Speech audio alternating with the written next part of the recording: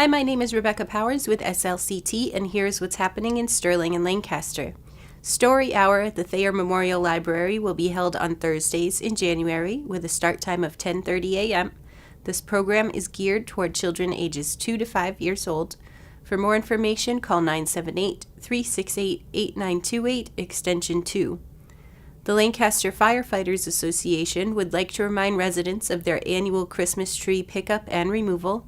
All pickups are free and will happen after January 1st. Donations to the association are greatly appreciated. To schedule a tree pickup, call 978-368-4003.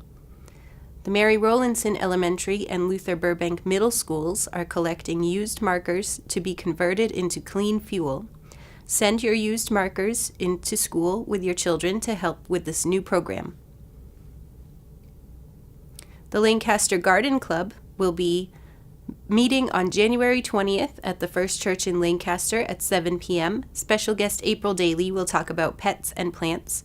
For more information, visit www.lancastergardenclub.net. I'm Lex Thomas, editor of Sterling Meeting House News. Can hardly believe the new year is here, Barbara. We are into 2019, and I am here with our town clerk in Sterling, Barbara Bartlett, who's got all kinds of information on things that are going on in town, because of course with the new year comes a lot of things that are happening, and I know that there's dog licensing, there's nomination papers for the election, and there's the census. So let's just talk a little bit about those things. First of all, dog licensing. I understand now that you can do this online. Yes. The town census went out. They actually just went out. You probably received it in your mailboxes on Monday. There's a dog license form in there that has a link to paying online. Licensing still happens in our office, but you can pay online and we can mail it to you as long as your rabies vaccination is current. And if it's not current, you will get an alert telling you that we need that. You can either email it to us, you can scan it and email it, you could take a picture and email it, you could fax it, you could have your vet fax it, but we do need a copy of the rabies certificate. Now, the dog licensing is really important, and I know that there's a deadline of April 15th, Yes. Is that correct? And I think sometimes what people don't realize is that if your dog isn't licensed, that there is a fee that is levied of, I believe, $25. And that's over and above the licensing fee if you don't get this in on time. So it's really worth doing. Yes, and if you don't pay the late fee, you still don't license your dog, after time you will be brought to court. Yes. Because it is a law. You do have to license your And then dog. there's that whole process. Now, I used to, when I had my wonderful Cocker Spaniel, Silky, I of course licensed her every year, and then came the unfortunate day that we lost Silky. From old age. Now, what happens if somebody has lost their dog? Is that something they should report to you or what? Yes, we do need to know that. Everyone did get a license form, and people are confused because maybe they told us last year their dog passed away, but everyone gets that form. But if your dog did pass away and you licensed them last year and we don't know this year that they've passed, you should let us know, because then if we think they're going to be licensed, you'll get notices and maybe on that court list if we don't know that they don't have them anymore. So if you just give us a call or an email, let us know. We will mark that record. Wonderful. All right, so that's dog licenses. Now, you said that went out with the census form.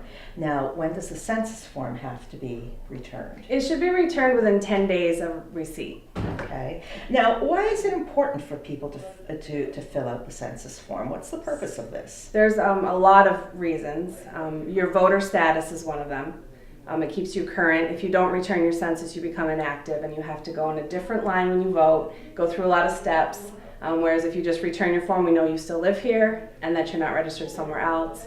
It also provides proof of residence if you ever need it for a welcome home bonus if you're a veteran, elderly housing. Right. Mm-hmm. Yeah. What else? It also helps with public safety.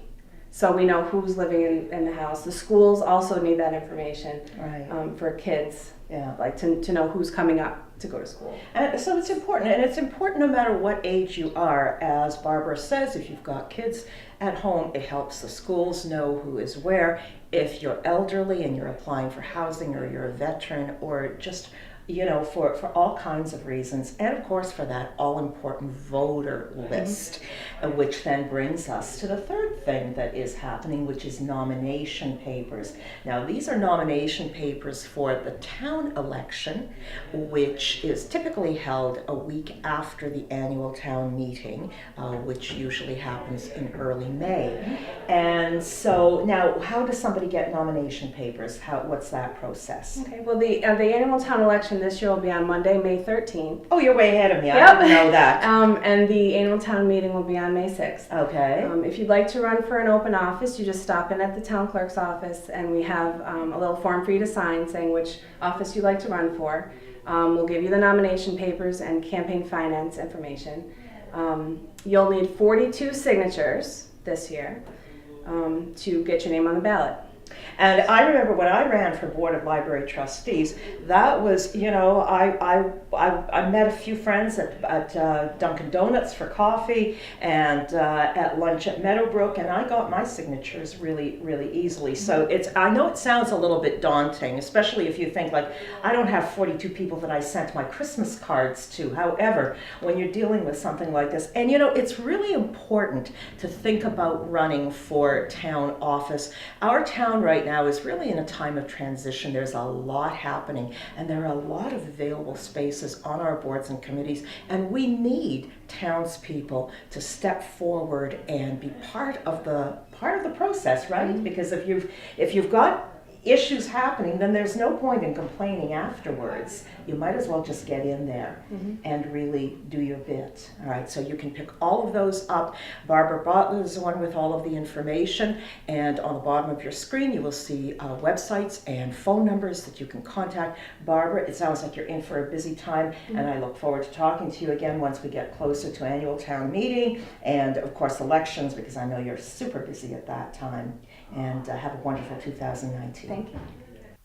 There will be a Dexter Drumlin full moon walk on January 19th from 6 to 8 p.m.